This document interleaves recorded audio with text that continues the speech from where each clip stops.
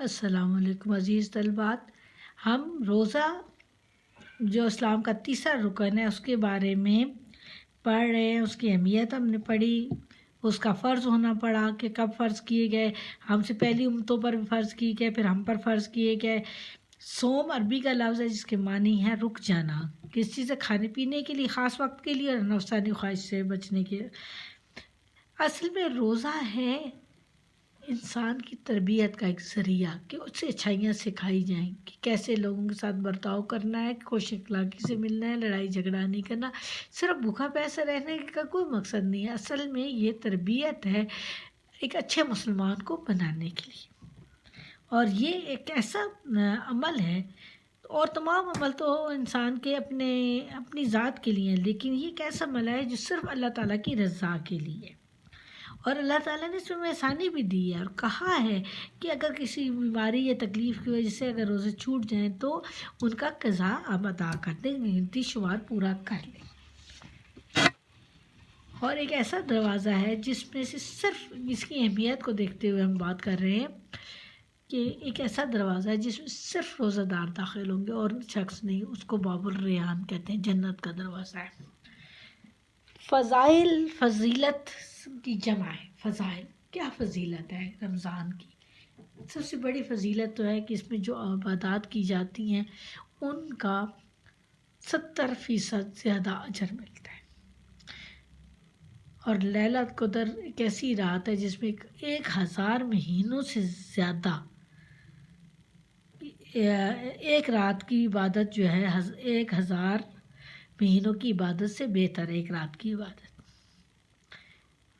دوسرا یعنی ہمیں صبر سکھاتا ہے نا، صبر سے ہم نیکی کی طرف مائل ہوتے ہیں، یعنی تقویٰ کی طرف جاتے ہیں. تقویٰ مین بچنا، برائی سے بچنا، اور یہ ہماری تربیت کرتا ہے. ہم پورا ایک مہینہ یہ مشق کرتے ہیں کہ ہم نے اچھائی پھیلانی ہے، نیکی کی طرف راغب ہونا ہے تاکہ ہم برائی سے بچیں. تقویٰ بہترین مثال ہے تقویٰ کی روزہ. روزے کے ذریعے سے ہمیں احساس اور ہماری تربیت ہوتی ہے پورا مہینہ، اور اس کے ذریعے سے ہم نیکی کی طرف مائل ہوتے ہیں. تو اس وجہ سے تقویٰ بہترین مثال، تقویٰ کی روزہ جو ہے بہترین مثال ہے. اس کے بعد آتے ہیں حضور صلی اللہ علیہ وسلم روزوں کی حفاظت کیسے کریں. روزہ ایک ایسی عبادت ہے جس کا اجر اللہ تعالیٰ نے دینے کا وعدہ کیا ہے نا بیٹا. تو لیکن اس کو ہم کیسے ضائع کرتے ہیں. روزہ ایک ڈھال ہے جس کو غلط بات کے ذریعے سے نقصان پہنچ سکتا ہے، لڑائی جھگڑے سے نقصان پہنچ سکتا ہے. اس کی حفاظت کے لیے ضروری ہے کہ ہم حسن سلوک، اور کوئی اگر مجھ سے لڑنا چاہے بھی، لڑنے پر آمادہ ہو، تب بھی اسے کہیں گے میں روزے سے ہوں، یعنی میں اب برائی کی طرف نہیں جاؤں گا. حضور صلی اللہ علیہ وسلم نے یہاں تک فرمایا کہ کچھ ایسے ہیں جن کو روزہ دار، جن کو سوائے بھوک پیاس سے کچھ حاصل نہیں ہوتا، یعنی کہ ان کو کوئی اجر نہیں ملتا، کیونکہ وہ لڑائی جھگڑا کرتے ہیں، فضول بات منہ سے نکال دیتے ہیں، جس کی وجہ سے وہ گناہوں سے نہیں بچتے، برائی سے نہیں بچتے. اس وجہ سے ان کے روزے ضائع ہو جاتے ہیں. روزوں کی حفاظت کا بہترین ذریعہ یہ ہے کہ خود کو برائی سے بچاؤ. اس کا ایک کوشچن ہم کر چکے ہیں لاسٹ لیکچر میں کہ کوئی حدیث بتائیں کہ روزہ کی اہمیت کے بارے میں، کیسے بری کاموں سے اور بری چیزوں سے روکتا ہے، یہ اس کے بارے میں پوچھا گیا تھا. اب ہمارے شب قدر، لیلۃ القدر. لیلۃ القدر جو طاق راتیں ہوتی ہیں نا آخری عشرے کی، یہ رمضان بھی ریسنٹلی گزرا ہے نا، آپ لوگوں کے والدین گھر میں ڈسکس بھی کرتے ہوں گے، آپ لوگوں کو پتہ بھی ہوگا. آخری عشرے کی طاق رات، عشرہ سے مراد ہے 10 دن. 3 عشرے ہوتے ہیں نا، پہلا عشرہ، دوسرا، تیسرا. تیسرا عشرہ جو آخری عشرہ ہوتا ہے اس کی 10 دنوں میں جو طاق دن بنتے ہیں، یعنی 21 کی رات، 23 کی رات، 25 کی رات،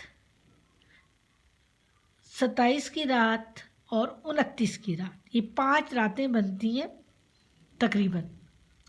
ان 5 راتوں میں عبادت کرنا اور اس کا ثواب بہت زیادہ ہے. کیسے؟ ایک رات کا 1000 مہینوں کی عبادت سے زیادہ فضیلت ہے ایک رات کی عبادت کی. اور اللہ تعالیٰ نے قرآن پاک کو بھی اسی لیلۃ القدر میں نازل کرنا شروع کیا تھا۔ پہلی جو نزول ہوا تھا 27ویں رمضان کو ہوا تھا، یعنی لیلۃ القدر تھی وہ۔ تو اب اس کا یہ کوشچن بھی ہے اور آبجیکٹیوز بھی ہیں۔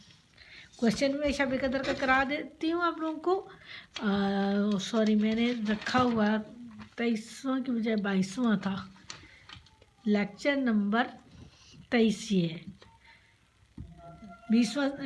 20واں صفحہ ہم پڑھ رہے تھے۔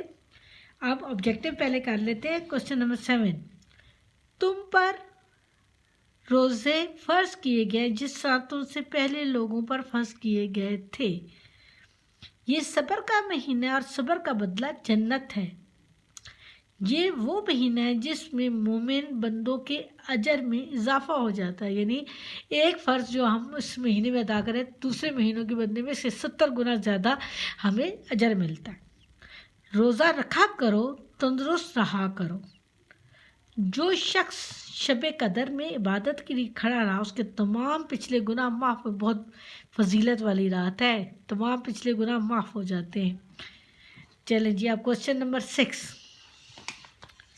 شب قدر کسے کہتے ہیں؟ شب قدر سے مراد قدر و منزلت والی رات ہے۔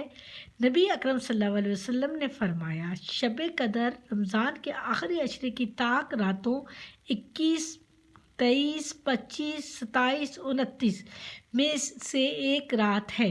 اس رات قرآن کا نزول ہوا۔ اس رات ہزار مہینوں کی اس رات کی عبادت دیکھا نا، میں نے کہا کچھ چکر ہو گیا، اس رات کی عبادت ہزار مہینوں کی عبادت سے افضل ہے۔ یہ تھوڑا سا لائن غلط ہوگی، میں اس کو ٹھیک کر دوں گی، ٹھیک ہے؟ اور میں یہاں سے یہ پڑھ بھی دیتی ہوں آپ لوگوں کو۔ شب قدر سے مراد قدر و منزل والی رات ہے، یعنی اس کی بہت زیادہ قدر ہے اور بہت زیادہ مقام ہے۔ نبی اکرم صلی اللہ علیہ وسلم نے فرمایا، شب قدر رمضان کے آخری عشرے کی طاق راتوں 21، 23، 25، 27، 29 میں ایک رات ہے۔ آپ نے فرمایا، جس شخص نے شب قدر میں ایمان کے ساتھ اللہ تعالیٰ سے اجر کی خاطر عبادت کی، اس کے تمام پچھلے گناہ معاف کر دی جائیں گے۔